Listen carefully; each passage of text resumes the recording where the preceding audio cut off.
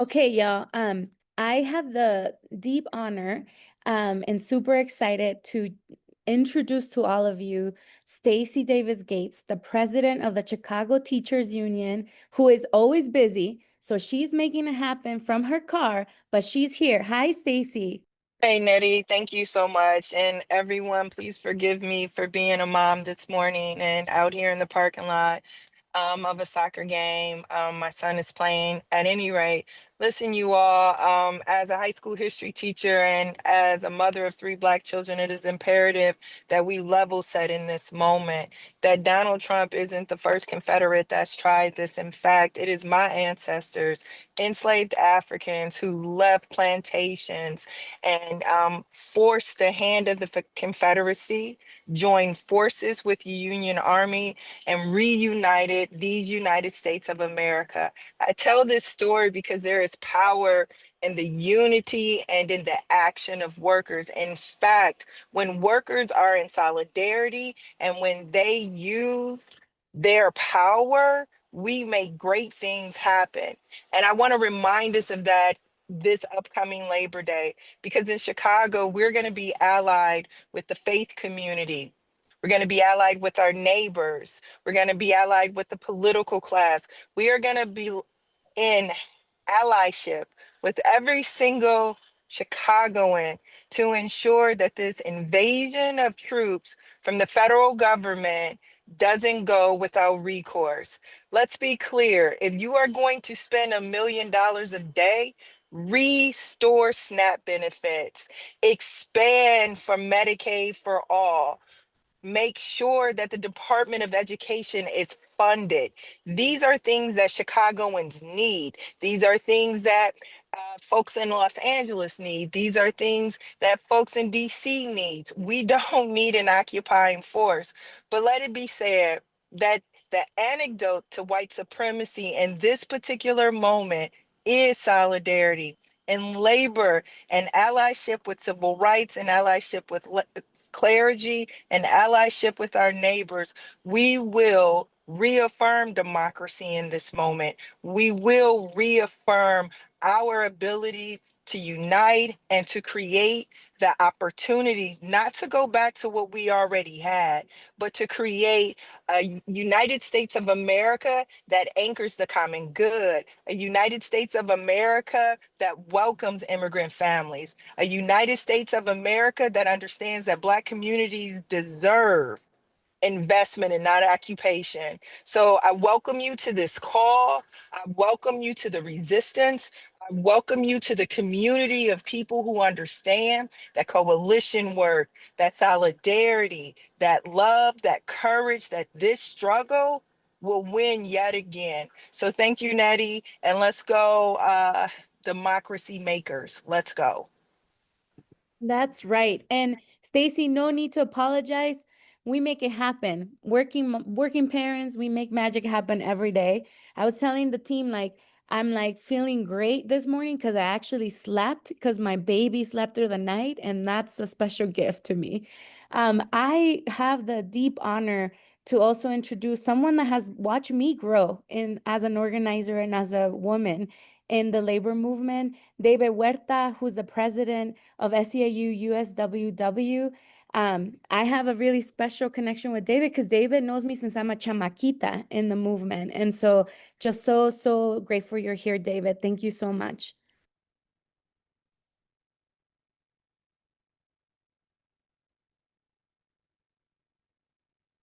David, I think you're muted. You're all right. I thought I hit the unmute. Thank you, Nate, Needy, and thank you, Stacy, as well for joining us, and Needy for that introduction. First of all, I just want to say, to everybody, and every time I come into a new space, I want to say thank you. Thank you for all the support you showed me and showed Los Angeles when I was arrested and detained by these federal agents who are terrorizing our communities. Truly, it was a humbling and a powerful moment for Los Angeles, for the working movement, the labor movement. And, I stand here today in solidarity and as a city that has seen the terror of masked agents running around, hunting people down, arresting them. And I stand in solidarity with the city of DC, and I stand in solidarity with Chicago, and I stand in solidarity across this country.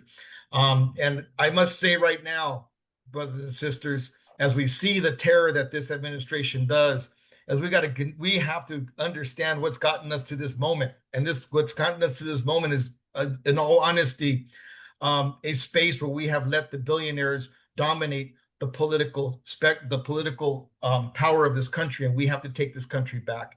For too long we've seen, and we're seeing it now, this transition of wealth that's happening, the greatest transition of wealth that's going to happen as of October 1st. We're going to see SNAP benefits being taken away from poor people. We're going to see education benefits being taken away, especially from our disabled and needy students. We're going to see Medicaid be taken away from our communities and those who are most needed in our community, who need health care. We're going to see all this dismantling. Also, we can make billionaires and trillionaires in this country. And we have to stop, because then they're going to take $175 billion and give it to ICE and put more ICE agents on our streets. We cannot accept this. We have to fight back. But as we fight back and we fight for something better, we have to make sure when we do get that power, and we will get this power back, understand that we have to build something that's better. We have to build a country and a society and democracy that is for all people and not just for the rich. And I truly believe, because, I'm an organizer and I believe in organizing. And I've seen what organizing can do. I've come from Justice for Janitors. I saw immigrants from Central America and Mexico build a movement in Los Angeles and across the country that is over 100,000, 150,000 strong now across the country. Immigrant workers who have made better jobs and better lives through organizing. And so, brothers and sisters, as we fight forward, as we fight for something better, as we fight against authoritarianism, as we disrupt, as we do non-cooperation, let's come out this Labor Day. Let's make this Labor Day count. Let's make this Labor Day different from any other Labor Day.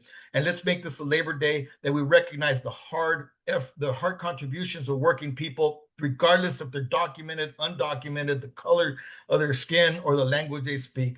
Let's all stand together in solidarity and let's fight forward. Sí se puede. Aquí estamos y no nos vamos. Gracias. Sí se puede, David. Gracias. It's so good to see you. We know that we were very worried, but we knew that your leadership and courage has always inspired many of us. So thank you for being here. What a lineup, everyone. Like, we just have fire in this lineup, and what a best way to get ready for Labor Day. I am happy to now introduce Kaya from DC, Free DC. She's going to be sharing with us what's been going on in DC, how they've been fighting back. So please help me welcome Kaya Chatterjee. Hi everyone. I'm not able to start my camera. It says host has it disabled. So I will just get started and folks will see me momentarily, I'm sure.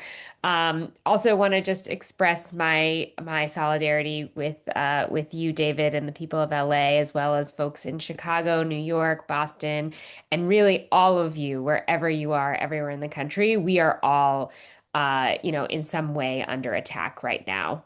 Free DC we launched in January because we knew that this moment would come because Trump said in his stump speeches that he wanted to take over DC. Well, DC is our home, and our perspective is that he cannot have it. But right now, it is under occupation.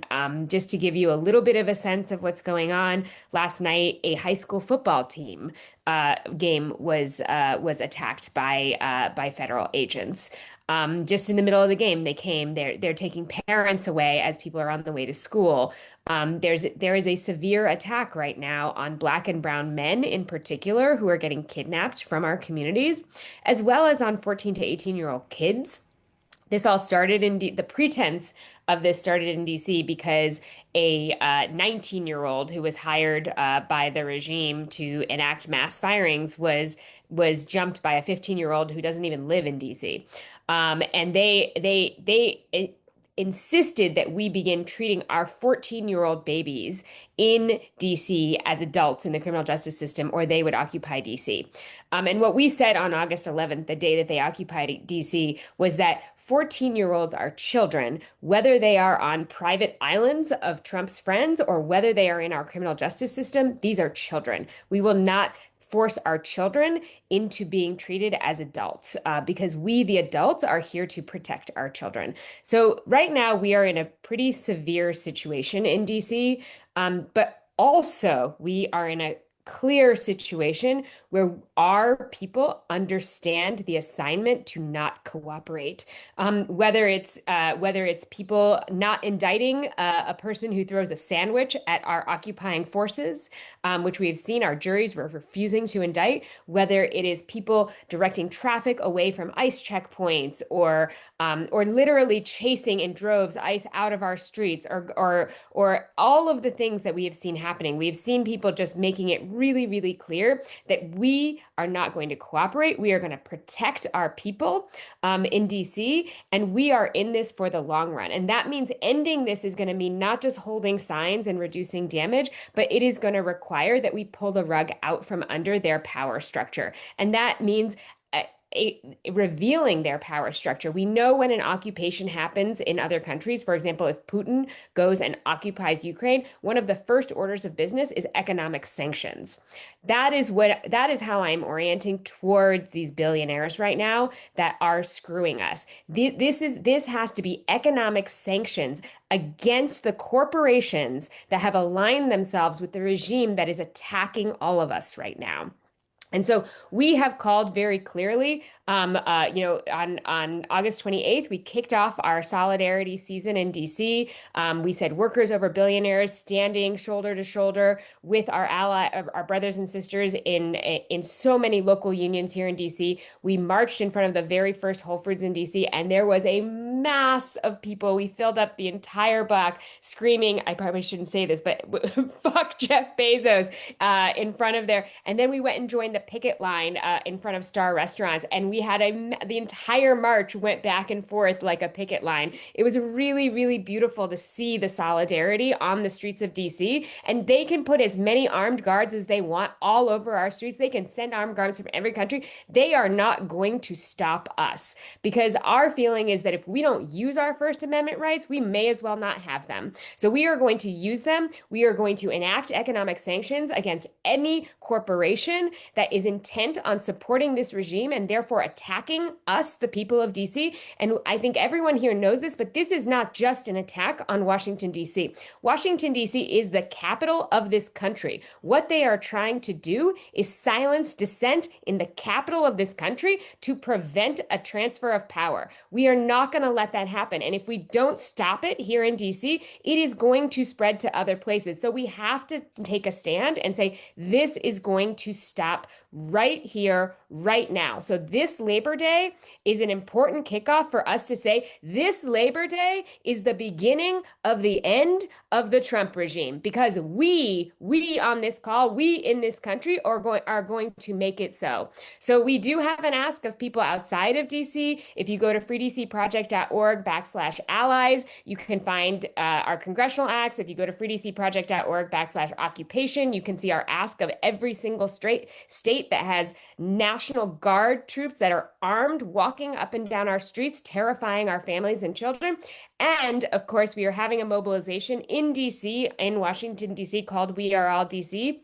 And we invite everyone to come to Washington, D.C. on September 6th, next Saturday. And that's kind of a kickoff. That's kind of the end of our Labor Day season that we'll be having here in D.C. So thank you all so much for everything we've done in support of D.C. and everything we've done, honestly, in support of each other, and to take down the billionaire forces that have brought us this really painful reality that we are in today, but that we know that we will end together. Thank you. Wow, Kaya, how powerful. I'm not going to forget that line. This Labor Day is the beginning of the end of this administration's regime. We should all take that as our mantra.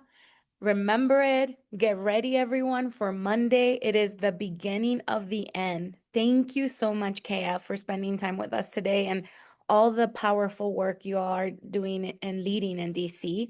Yo, we are over 1,000 people on this call. So snaps to that to everyone. Look at us being together on a Saturday afternoon, getting ready for Labor Day. Also, I'm seeing in the chat people have lots of questions and they want to know what else can we do? Where do we go after Labor Day? And we are going to talk about that later on. We're going to talk about the arch of movement and action that Labor Day, like Kaya said, is the beginning of the end. It's the beginning of a fight.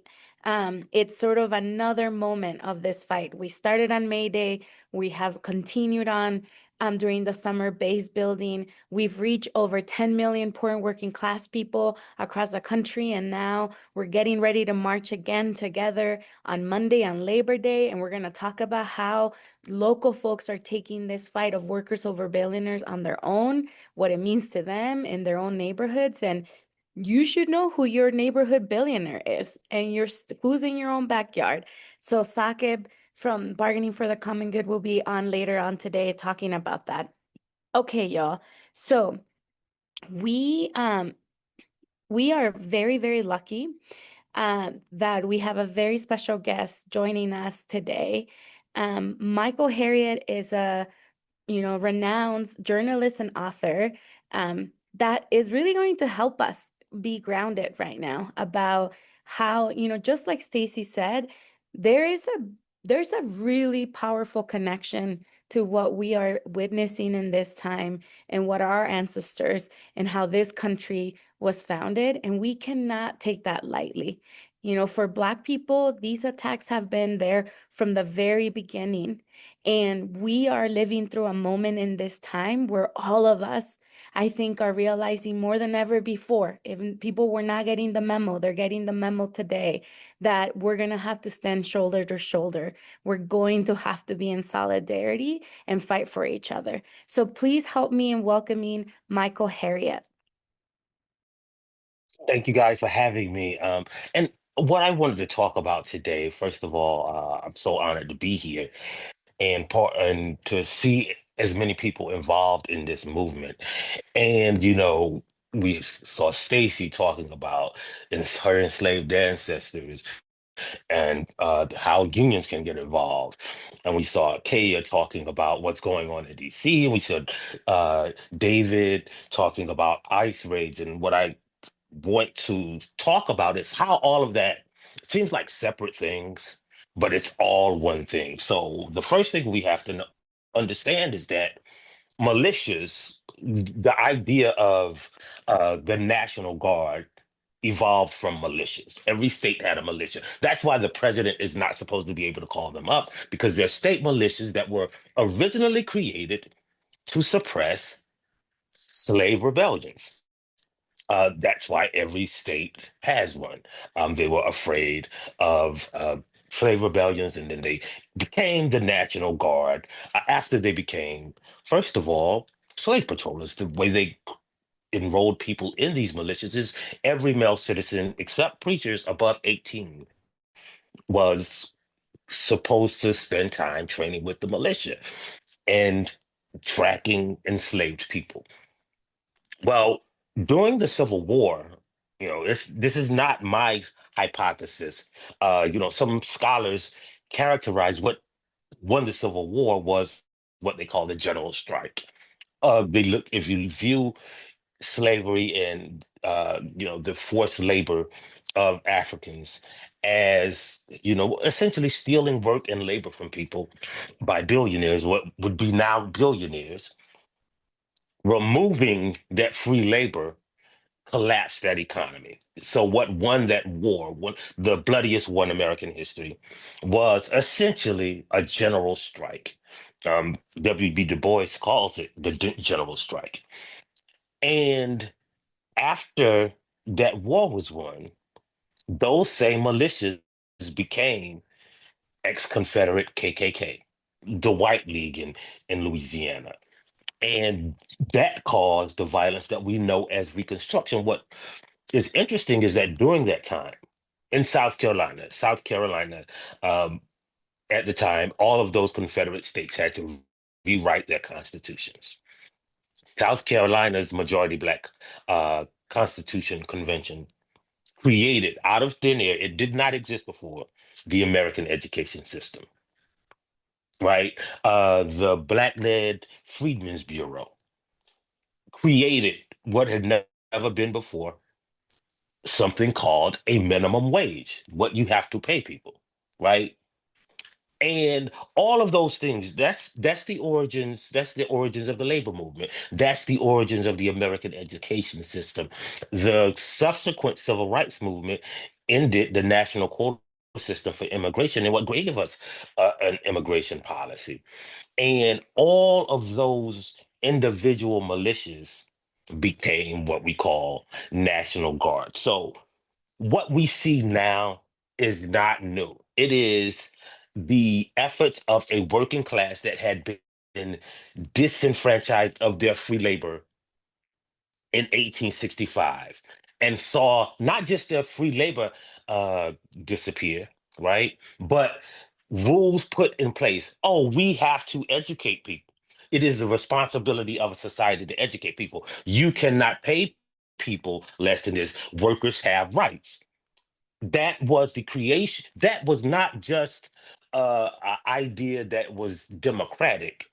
It was the idea of workers and imposing that on billionaires, on wealthy individuals who built their empires by having stealing the labor of workers. Now, the important thing to remember is that when we talk about movements such as these and how they ally with each other, remember that these individual exercises and demonstrations were not we like to think of them as, well, they showed the world what was going on in the South when we talk about the civil rights movement, or the workers movement showed the world how people had been, that how we need to pay workers, how workers have rights, but that's not really the point of these movements. The point of these movements was us, the people who are on this call together, because individually, you might have had the idea that you want to change something. You might have had an idea of how to change it. But what these movements did is organize us so that we could collectively, not just the power of us as a large group, but all of these ideas, all of these allies together made me see that, oh, as a Black person, this person in the labor movement, we have the same similar goals. As an immigrant, this person who is being attacked by the militia is the same militia that attacked my people and burned down my church, right? And so that kind of solidarity is what the billionaires are afraid of, because it stole their labor. It forced them to pay workers. It forced them to treat. It created what we know as American democracy. And so when we think about these movements and we embark on what these demonstrations on Labor Day, remember that it is not just about showing them the world and taking power. The fact that we can organize and collectively assemble together toward a common goal is the thing that scares them. That is what will get these militias off our streets. That is what will get them from stop them from attacking certain communities, because we, as a collective unit with similar goals, we don't have, like, I don't expect anyone to care wholehearted or be generous toward African Americans. Just recognize that we have the similar goals, right? My problem is your problem. And by helping each other reach those goals, that's what movements are about, right? Because we don't have to all collectively agree on every individual topic and the order of it and the hierarchy of what we should attack first, but just realizing that who is encroaching on our rights is part of the reality that we're trying to undermine with these movements. Mm, thank you, Michael. What a way to bring it home, everyone. making all the connections. Your problems are my problems. And we got to stand together right now to fight back. And it's all of us. It's going to take all of us, even when we don't agree on everything. That is what Workers Over Billionaires is about. That the one thing we do agree on is that there's very few people benefiting from our pain, our harm, and our labor in this moment. And we just don't stand for that. I'm kind of having a little fangirl moment, Michael. Thank you so much for spending time with us. I am very, very excited to next introduce, and before I introduce our next speaker, I hope people are catching on the chat. If you want to stay connected, get all the information, any other follow-up from Workers Over Billionaires and Mayday Strong, please text the word solidarity to 58910. And you will start getting all the information over text about all of our movement work. I'll say it again. Please text the word solidarity to 5891. Okay, so friends, comrades, our next speaker is the powerful Cecily Mayart Cruz, President of United Teachers of Los Angeles. Let's welcome her. Hey, everybody. Hey, family. Thank you so much for being in this space and ready to get activated to move. I'm so happy to be on this call with all of you, especially my brother, our brother, David Huerta, who stood in the gap for his workers when ICE agents attacked him and jailed him. We rallied around the nation. And I believe that sparked something in us as union members, as community members, to actually do something because we saw it happen in real time. This is something that the labor movement needs an injection of. Actual, right now, ready at the moment to get into this fight. We have to resist oppression and repression of our civil rights. Michael just spoke on that. Stacy spoke on that. This is a fight back, fight forward moment. People, workers, communities, students, over billionaires. This is that movement. This is not a moment. It's going to be quick when they come into your city, like they did in Los Angeles, like they are doing in DC, and they're coming to a city near you. It is going to be quick. It's going to be swift. We need to be educated. We need to agitate. And we also have to have a plan.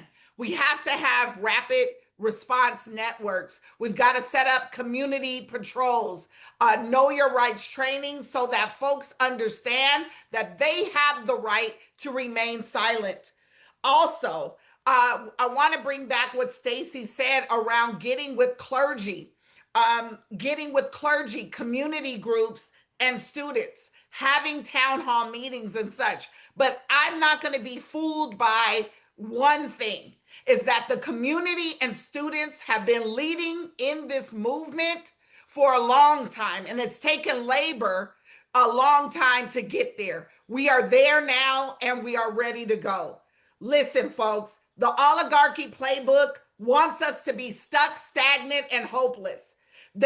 We see that leaders on both sides of the aisle are lacking courage and the political willingness to call out the lawlessness, the unethical behavior, racism, and the white supremacy that we are seeing. There is a complete reluctance to stand up for the working class folks that they represent, and that is shameful. That is why we, the people, have to get into this fight, because people over billionaires wins every time. The oligarchy and authoritarianism cannot win if we all rise up and proclaim, not on my watch. We have got to have solidarity in our hearts, but we've got to have stamina in the streets. It's time to go. We start with Labor Day so that we can shut this place down. Thank you. Oh my God, everyone. We are going to do this thing because this is so powerful. Cicely, thank you so much. Everyone, go to your chat and type in "not in my watch." I want to see all the 1,000 of us saying it to ourselves, "not on my watch." We are not letting this happen. Not on our watch. Not on my. I see you all. Thank you. I'm getting goosebumps. This is what I'm talking about. This is what we need. This is the energy we need to go into Labor Day and keep going. We have so much work ahead, but we're not alone. We're together on this more than ever. The labor movement is there. Working people are there. Our communities desperately need us to be courageous and strong together. Oh, okay. Again, text the word solidarity to 5891 to stay connected, y'all. This is so powerful. We're still over 1,000 people strong on this call. I see you all. I feel you all. This is just beautiful. And Cecily, you are I grew up in LA. It is leaders like you that I always looked up to, and I'm just so grateful that you're there leading the charge in this moment in the city that saw me grow up as a little Mexican girl, immigrant, formerly undocumented. That was the home that raised me. So just so special to me. Thank you, everyone. Not on our watch. I am so excited too that I get to now introduce my brother in struggle and joy, Maurice Mitchell, the executive director of Working Families Party. We've been rolling together for a long time, and it's just so beautiful to keep seeing our movement grow together.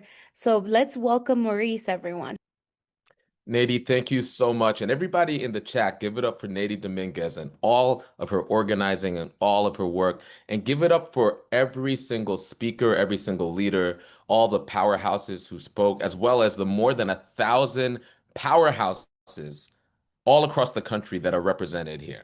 You all are powerhouses, right? So I want to acknowledge you all. I want to acknowledge all your leadership. And also, I want to acknowledge my sister Nady for her tireless efforts for working people. Now, good morning to some of you to the west of me. Good afternoon for many of you on the East Coast and in other places. My name is Maurice Mitchell. I'm the national director of the Working Families Party. It is such an honor to be with working people across the country, across race, across region, across immigration status, across gender, coming together in solidarity. That word solidarity is so critical, so important right now. Because in spite of what's happening right now, I am hopeful. I remember I remember inauguration day when behind the president was the number one, number two, number three richest man on the planet. What I know about those people, I know about those men, is that they don't agree with one another. In fact, they are rivals. In fact, they near and often despise one another. However, when I saw them behind the president, I understood what that was. That was class solidarity. Because the billionaire class, they have their rivalries, they have their disagreements, they have their fights, but they understand when it comes for a time for class solidarity, for them to link up for their interest, they form like Voltron. Remember that Voltron robot that comes together in order to smash and grab all of the wealth of the working class. What inspires me, why I'm hopeful, is that I see the class solidarity of everyday people who don't all pray the same way or love the same way or speak the same language or have the same story, who don't all completely understand or feel comfortable with each other's stories. At the end of the day, we're choosing, we're choosing to recognize that there is more power together than there is just as individuals trying to get through. In fact, it is the actions of these fascists that are giving us a cause for that solidarity. That is what's giving me hope. I'm hopeful because everyone on this call and the millions of people around the country have been organizing. We've seen it again and again and again. Now, claim no easy victories, spread no lies, and I won't lie to you today. There are no easy or guaranteed victories. There are no easy or guaranteed victories worth fighting for. And there are no shortcuts. The other side has seized control of the federal government, and they're rapidly moving to consolidate and lock in that power. But I also know this. It's not just a slogan. It's not just something we say in our marches. The people united will never be defeated. The people united will never be defeated. The people divided by race, the people divided by immigration status, the people divided by all the noise online. Yes, a people divided might be defeated by the oligarchs, but the people united will never and have never been defeated. And all over the country, people are starting to wake up. We saw millions on the streets in No King's Day, Hands Off, in May Day. We saw brave people in LA rise up against ICE and that authoritarianism. We're seeing it now. Ordinary people show up for their neighbors in droves in DC after a wannabe dictator ordered a military occupation of an American city. We're going to see it again and again and again. We have to see it on Labor Day. The people are united. Do not look at Capitol Hill and most of the paid and bought for elected officials to lead you in this moment. These are morally clear times. Thank God for morally clear times. During morally clear times, neutrality is a choice, and neutrality is a choice of the status quo. And the status quo choice is the choice of oligarchy and fascism. These are morally clear times when you will see the haters and the fascists, and they have a political party. You will see the cowards, and they have a political faction, and you will see the fighters. And I believe that I'm on a call with some fighters. This is a organizing call. This is a call for fighters. And why it's so important that we have an organizing call is that they try so much to lull us into this idea that we're just consumers. We just consume the news. When we see these atrocities, we're just consuming the news. We are subject to it. We don't have agency. I'm here to say that no, we are not consumers. We are agents. And organizing calls call for action, and not just individual action, collective action.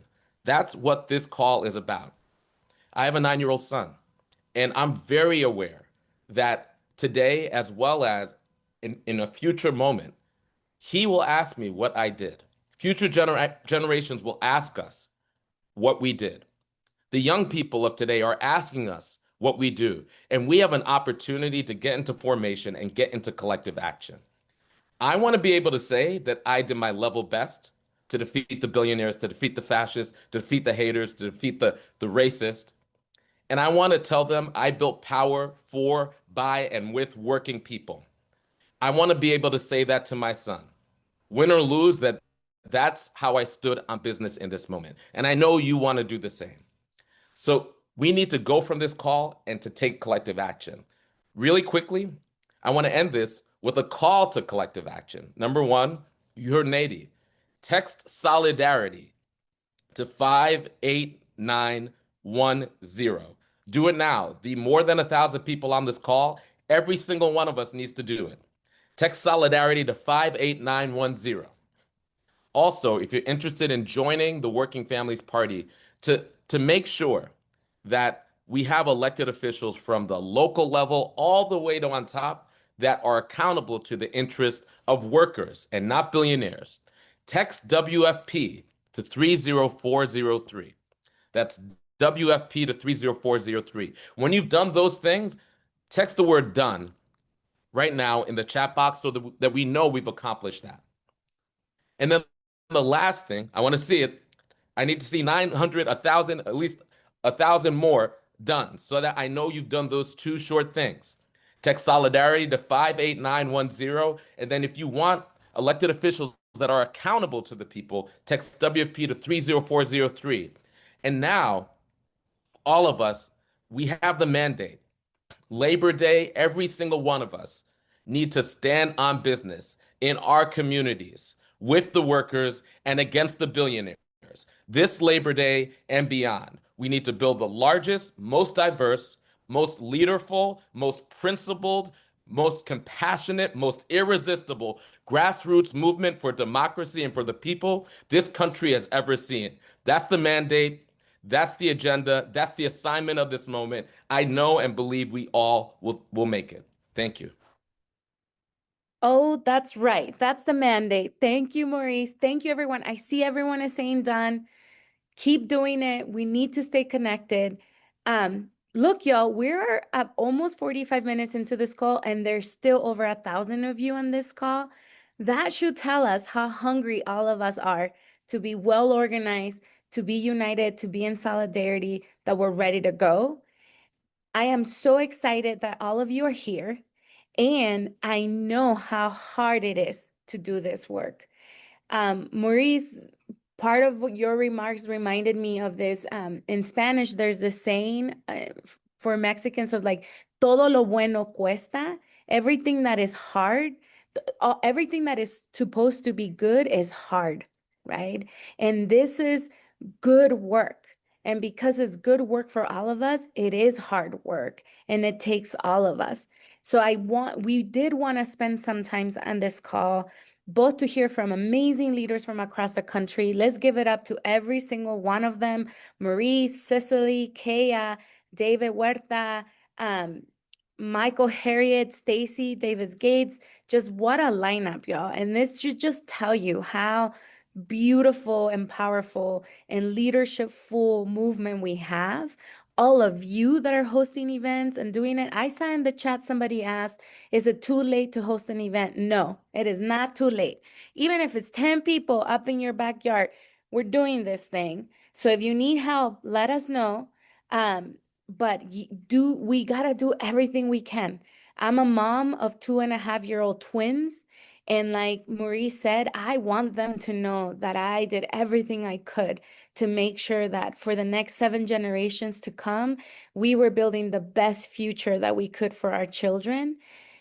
It pains me every day to know that my baby girl has less rights than even I do in this moment at her young age of 2.5 years old in this country. And that is my driving force every day, is to know that I've lived it everything. I've left everything I got um, out there with all of you, that we did everything we could for them, and also to honor the 7 generations behind us who have fought and gave everything they could for people like me and you to have the best shot we could. It is our duty to fight. So, everyone, folks, we are going to now do a little bit of just workshopping here. We know that this is really hard work. We're facing a lot of different threats and risks. Many of us, like in Chicago, we're moving forward with this Labor Day action, even when we know that there is military occupation coming to that city. In LA, the raids have continued to go on, and our folks are going to be marching out on Labor Day again, and have been marching and resisting every day since June. But we've learned some things along the way, and that's what we're going to get into, is what have we learned so far? What are some things all of us should know, and the tips we need to keep organizing with others? I want to ground us, and also just continuing to connect the dots. Michael did this beautifully for us earlier. And look, y'all, in LA, they've been using workplace rates, right, to suppress our movement, to keep us quiet. It has had an impact. There have been areas in the city who are now almost ghost towns because of what happened in June and has continued to happen since then. In DC, we heard from Kea, they've been using the excuse of reducing crime to continue to attack, mostly Black folks. And we know this is not new from our Black community and from our friends. Like, we know this isn't new, but it does feel to me that what is new in this moment is that we're all getting the memo that we have everything to win if we fight together right now. And that means standing in solidarity and taking collective action and standing shoulder to shoulder with one another. Because look, y'all, we are who we've been waiting for. I know that even I wish someone can just come in and fix all of this. And that's just not what's going to happen here. There's not going to be a one person that fixes what's happening in this country right now. It's going to take all of us, and we are who we've been waiting for. We are who keep each other safe, and we've been learning this from people before us and the young people doing this work every day right now. So I'm going to pass it over to my comrade and colleague, my coworker, Claudia Magaña, who's joining us from Los Angeles, to talk to us a little bit about what are some of those lessons that we've learned from LA and DC, and what have those communities done, and how you can prepare for even more militant attacks in our communities. Claudia? Yeah. Hey, everybody, thank you for having me, and so inspired to be with all of you and just to see the resistance across the country. Yeah, as folks know, everything changed here in LA on June 6th when this administration decided to, test out their playbook by hitting our city. As Nadie mentioned, folks have been prepared, they've been trained, they've known what to do when ICE comes to their homes. And so they went after workers, right? We've seen them across the city go after workers, go to work sites, and that's been one of their main strategies. Shortly after, community, of course, in LA got ready to resist. They came out, they said no, and then we saw the immediate deployment of the National Guard, over 700 US Marines deployed to our city, literal military occupation, tanks rolling through residential neighborhoods to stoke fear. Um, but of course, that's not what we're going to stand for, and we've learned a lot and we've done a lot to resist this. Communities come together in just amazing ways. And one of the main things I want to say is I kind of run through a list of the key things that we've been able to do and that we've seen work here in LA, is that this has created so much momentum around community coming in and standing in solidarity with each other. And so be ready in your cities to receive all the folks who want to plug in. So again, texting solidarity to 58910 is one way to kind of find resources and connect to folks locally where you're organizing if you're not already in organization. But what we saw once this, hit the city is that folks were ready to take action and organize, and you got to be ready to receive them, right? So a few of the main things, I think Cecily said it perfectly. We were ready to fight back, but we also have to fight forward. And so what does that look like? It means our rapid response networks are ready to go. You know, David Huerta was there that first day when they went after the garment warehouse because of a rapid response network, right? So June 6th, immediately, folks knew where to go, where ICE was active, where there was raids, because there was a network in the city that was telling people where to go, where to support folks, where to identify activity, and how to provide that immediate support. And so it's important that we activate, that we're plugged in, and that if we don't have them already existing, we are building and training folks on what to do when ICE or any of the multiple enforcement agencies that they're using are out in the field intimidating, harassing, and kidnapping our communities. Also getting just trained on, in addition to like documentation and ICE Watch, de-escalation, because they are the instigators, right? Since this has happened, since June 6th, there's been over 4,000 folks detained here in our city, both undocumented folks with different statuses, and citizens, right? And so it's really important that we are trained both on how to document this activity through this documentation, through the mass documentation that happened across our region. We were able to win a temporary restraining order and prove what was very obvious to all of us was that there was mass racial profiling happening, right, in the way they were detaining folks. But also, we need to be able to prepare folks, de-escalate, because they are, again, the instigators in our communities right now.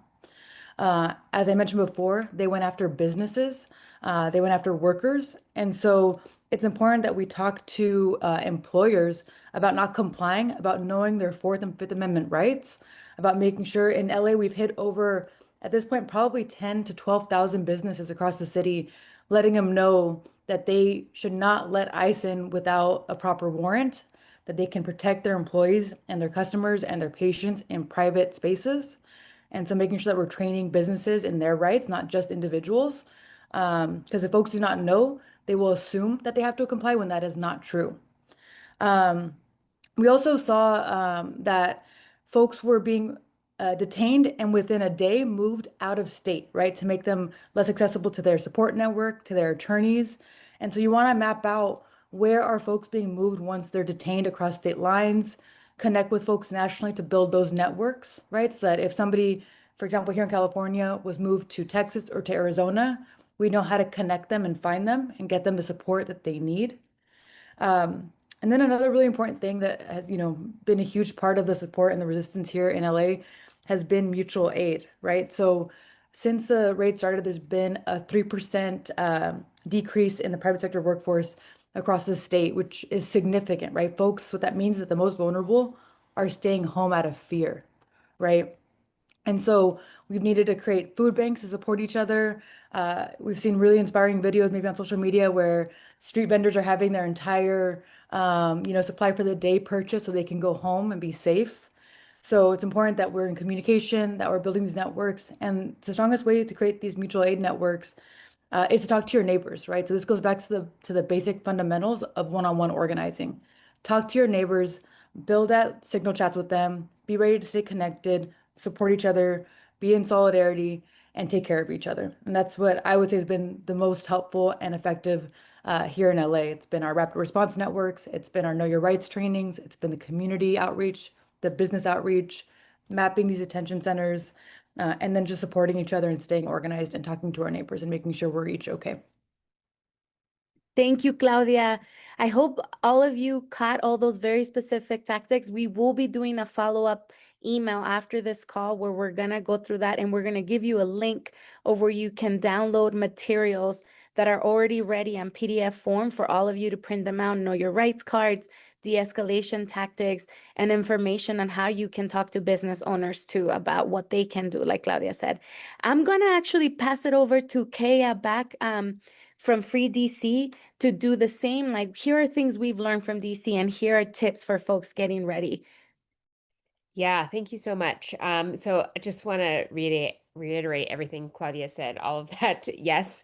And I would say a big thing for us was having those neighborhood by neighborhood signal chats set up in advance, and connected to each other and accessible to everybody in our communities through orientation. So before the occupation began between January and August, we trained over 5,000 people in the basics of non-cooperation, occupation, what that all means, what different people all around the world have done in moments of occupation, and how we can learn from all of those lessons. And so we had a very, very large trained base, and we were oriented towards the public so that we could absorb people into these trainings and then into these signal chats that were by neighborhood. And so setting up that kind of structure, we have a really specific structure in Free DC where we have actually each signal chat, is pinned in the document at the top, at the description, there's a pin to a wayfinding document so we can find different working groups.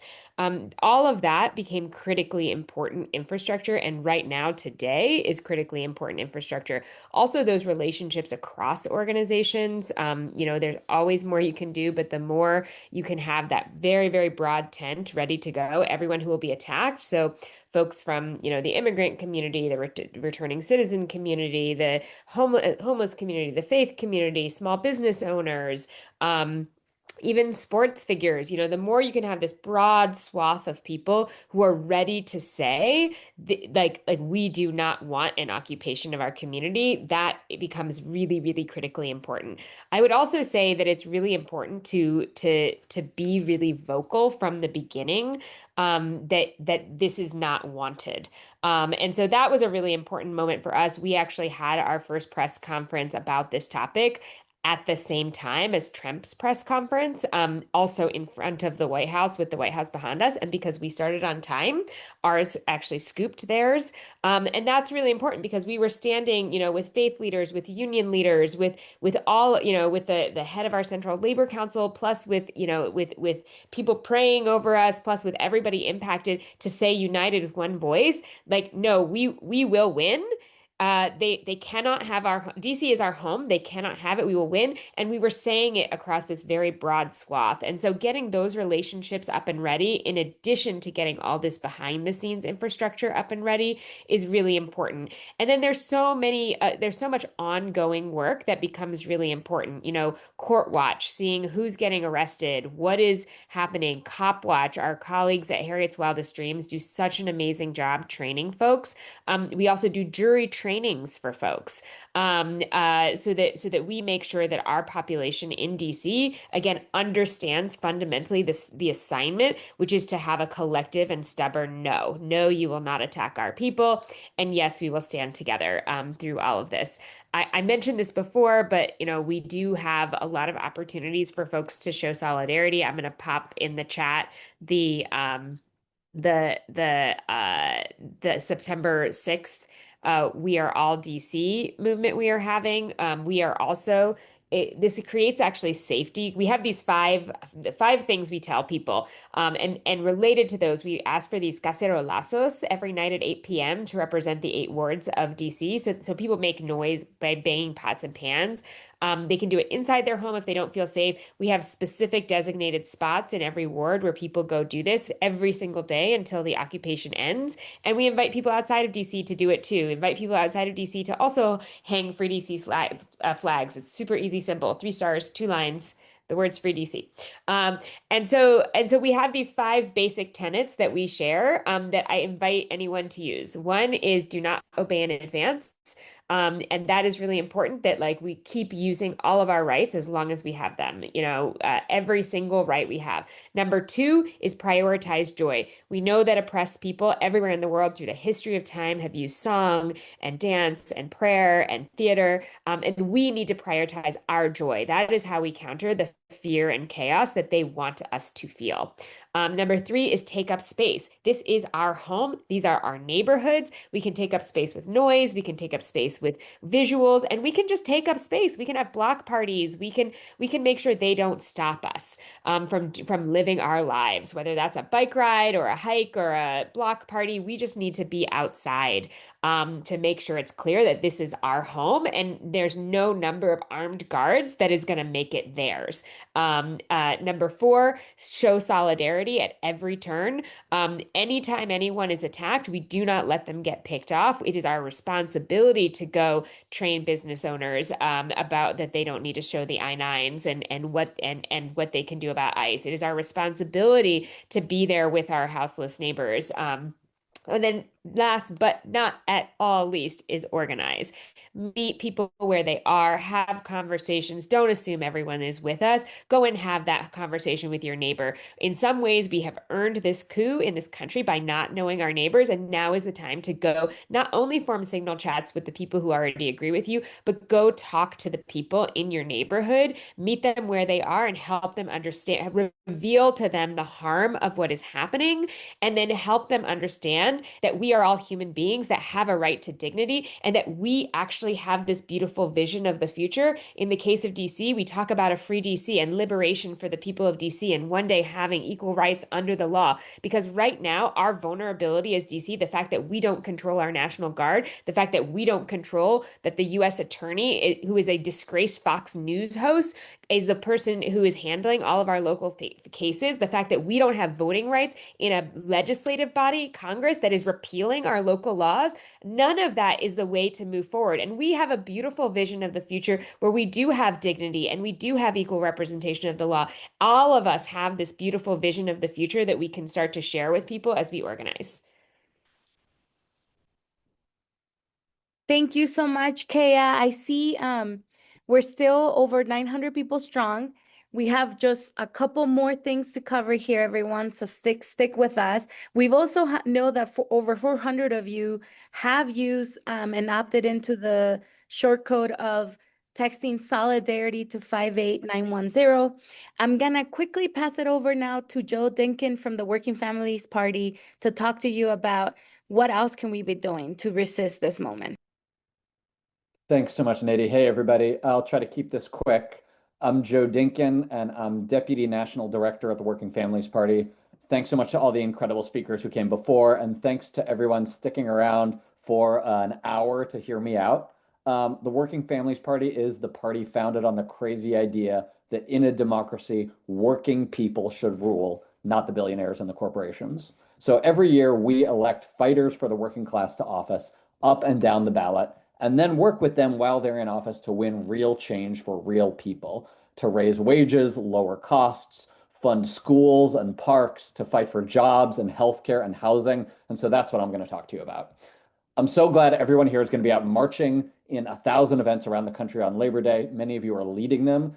So let's make sure Labor Day is not just a day of action, but a new level of sustained activism and organizing using every tool we have. Because what we're facing in the Trump administration is government of, by, and for the billionaires. In a word, that's oligarchy.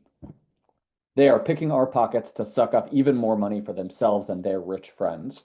They're targeting immigrants to try to divide workers, so we blame each other and don't notice who's stealing from all of us. It's the oldest trick. They are occupying our cities with federal forces. They're gerrymandering maps and trying to squash elections because they know, mark my words, they know if given the chance, the people will vote them out. So we need to use every tactic we have. That's marches, because courage is contagious. That's non-cooperation and corporate campaigns and strikes and walkouts. And the thing I know most about, elections. So when Republicans in Congress side with billionaires to cut $1 trillion from healthcare and food assistance just to fund tax cuts for some of the richest people who ever lived, what can we do? We can organize in their districts, and I'm sure many of you protested or went to town hall meetings or canvassed, called, and texted. But they voted for that bill anyway. So what's left for us to do? We will vote them out. That's one thing that we need to do in 2026. And in some of those districts, we will replace them with genuine champions for the working class. But what about the Democrats when they're not doing what the people demand? In New York City, Eric Adams decided to start collaborating with the Trump administration as his get out of jail free card. We wanted someone who would stand for the people. And in the primary, we elected a champion for working people, Zoran Mamdani.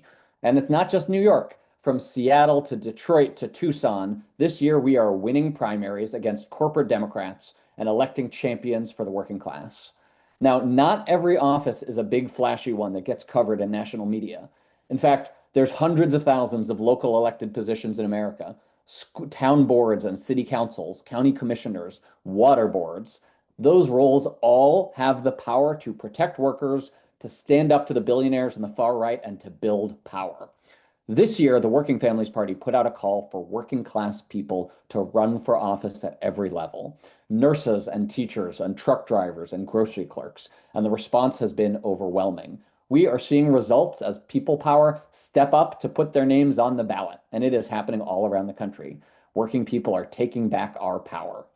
And if you're not sure who the right person to run for office in your community is, look around, and it very may well be someone you know, and it might be you.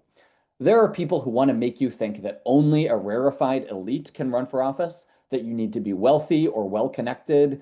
The tools to win office are mysterious. They are not. You talk to your neighbors about what they care about, and you build coalitions. So who are your volunteers, your small donors, your voters? A good place to start are the people you see show up on Labor Day. So I have one question for you.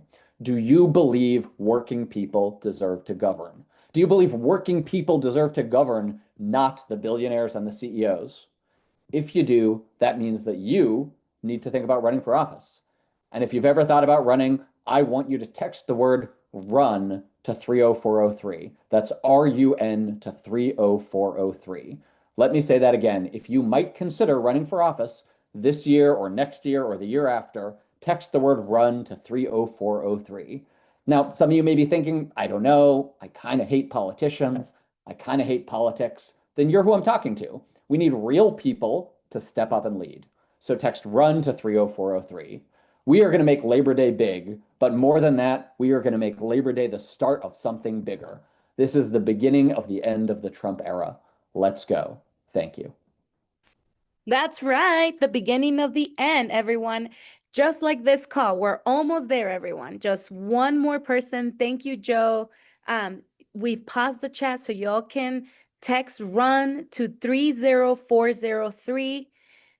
It's you, my friend. You're the one we've been waiting for. Last speaker for today. We're still over 900 strong. I feel you all. We're hanging in there. I'm gonna be welcoming in Sakib from Bargaining for the Common Good to talk about bad bosses and the billionaire. Thanks, Nady. And thanks everyone for really sticking in for so long. My name is Sakib. I'm with Bargaining for the Common Good. So I just want to talk about the billionaires that are actually driving fascism in the US, right? We all know of Elon Musk and Jeff Bezos, but have you heard of folks like Peter Thiel and Alex Karp from Palantir, who are providing ICE data with to actually carry out immigration raids, or Antonio Gracias from Valor Equity Partners, who until recently head up DOJ's immigration task force. Jeff Yass from Susquehanna Group in Pennsylvania, who was the largest mega donor to Trump's super PAC this year. right? That's just the tip of the iceberg. There are nearly 1,000 billionaires in the country with a whopping $6 trillion, right? There's billionaires in every single state except Alaska and Delaware. Those two are doing something right to keep them out. So we know that as a result of the big bad bill, the billionaires will get they'll get even more billions in tax breaks. We need to go after the billionaires in our backyards, and we need to demand that they pay what they owe, and we need to organize to build the people power necessary to overcome their money. So, how do you find your local billionaire? So, I want to share this website that some of our partners just launched, classsolidarity.org. It has profiles of every single billionaire in the country. If you go to the website and click on Find a Billionaire, it takes you to this people's audit page. You scroll down, you get a list of billionaires. You can use this drop-down menu on the next slide um, to filter by state. Um, Again, you can see how many billionaires there are in every state. You can also, next slide, filter by industry. So this right here on the next slide is finance industry. The goal is eventually to have full audits in every billionaire, but the ones that are linked in blue right now are the ones that we started with first. So on the next slide, you can see if you click on Peter Thiel, Palantir, who I mentioned earlier, it's a deep dive on him, right? Peter Thiel's with Palantir, which again, ICE uses Palantir data to help with immigration raids. Palantir's AI also powers Israeli drones that are carrying out the genocide in Gaza. Thiel is perhaps the most important player driving the authoritarian agenda. And as we're thinking about Labor Day actions, we should make sure we're hitting up Palantir offices everywhere. If you go back to the previous page on the next slide, you can click at the Chief ICE Officers tab at the top of the page. Over there, you can see some of the biggest culprits in the billionaires' war on immigrants, and a lot of the folks that we talked about earlier throughout this call are on this list. So on Labor Day, we need to take these billionaires on directly. They think they can impose their will on us, but we're not backing down. So on Labor Day and beyond, we're going to hold these assholes accountable. We're going to show them what people power looks like and send a clear message that they can't have peace while they're going around lighting fires in our communities. So to send us off, one thing, we want to do a thing together, which is please go to classsolidarity.org, find a billionaire in your state, and drop it into the chat. And if there's more than one, just pick your favorite. But we want to see people actually start to use this tool. So please go ahead and do that. And I'll give it back to Navy. Thank you, Sakib. Somebody asked in the chat, well, if I find it, what do I do to start holding them accountable? And listen, you could start with just a few folks showing up to that office and doing a rally, showing up with signs that tell the story of how they're making profit out of our pain. You can do a visual, you can project things to those buildings. We can get creative, y'all. We can bring our kids and they can chalk their sidewalk. The point here is to start action and not to stay quiet. We are at the end of this call, everyone, but one more plug for the person early in the call that said, is it too late to still host Labor Day action? It is not. And we want to make sure that you have all the information and materials you need to get your family and friends to come to your house and do your own Labor Day action, or go to a park and invite everyone to come. It is not too late yet. So please make sure to visit maydaystrong.org. You will find all the information there to host an event and what do you need to do that. We will help you promote your event once you sign it up. So you don't have to do this all by yourself. That's the whole point. It's about collective action. One last time, if people could visit maydaystrong.org and you can still host that event. Our friend earlier that was asking, is it too late? The other thing we're also going to do is you're going to get an email after this call with all of the materials that we named here, links to the website to find your billionaire, links to downloadable and printable materials, know your rights cards, materials to talk to business owners about what to do in an I-9 audit or a workplace raid. We want all of you to have this and share it and just be ready to be standing together on Labor Day and beyond. I'm going to ask as a closing for all the 150 of us that are still in this call, 51, somebody jump back in, look at that. we're going to close this call with some music, but can I get everyone on the chat to drop one word after this whole hour together, a little bit over an hour together, after amazing speakers and our leaders from across the country, and all of you showing up for each other? One word, how are you feeling going into Labor Day? Love you all. See you on the streets. Thank you, everyone, for joining us this Saturday. It's always workers over billionaires, today and every day, everyone.